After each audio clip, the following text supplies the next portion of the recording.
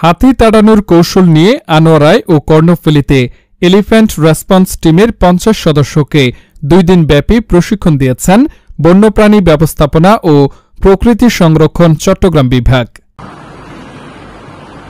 বৃহস্পতিবার বিকেলে উপজেলা হলরুমে এ প্রশিক্ষণ শেষ হয়েছে। বন্যপ্রাণী ও জীববৈচিত্র্য সংরক্ষণ কর্মকর্তা দীপান্বিতা ভট্টাচার্যের সভাপতিত্বে কর্মশালার সমাপনী অনুষ্ঠানে প্রধান অতিথি ছিলেন চট্টগ্রাম বিভাগীয় বন কর্মকর্তা আবু নাসের মোহাম্মদ ইয়াসিন নেওয়াজ।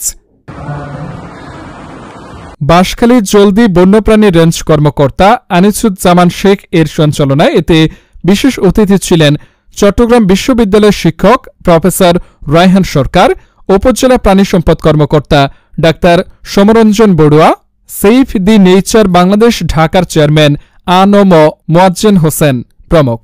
সমাপনী অনুষ্ঠানে চট্টগ্রাম বিভাগীয় বন কর্মকর্তা আবু নাসের মোহাম্মদ ইয়াসিন নেওয়াজ বলেন, হাতি প্রকৃতির ভারসাম্য রক্ষায় বিশেষ ভূমিকা পালন করে, কিন্তু মানুষের নানাবিধ কর্মকাণ্ড এবং প্রাকৃতিক পরিবেশের বিরূপ প্রভাবের কারণে এই প্রাণীটি বিলুপ্তির পথে।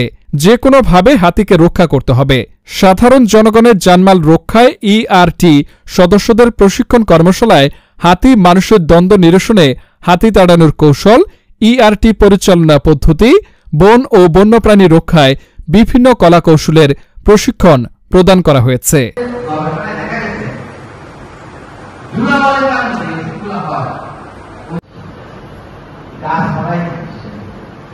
আমি দেখলাম একটা টেলিভিশনের একটা অ্যাড আছে, তোমরা তো এভাবে কাজ করে দেখেছ। আমি আপনার বনের কাজ করার জন্য কিন্তু আপনার চেষ্টা দিয়ে হয়ে গেছে। বনে কাজ করবে বলতে আমাদের বনের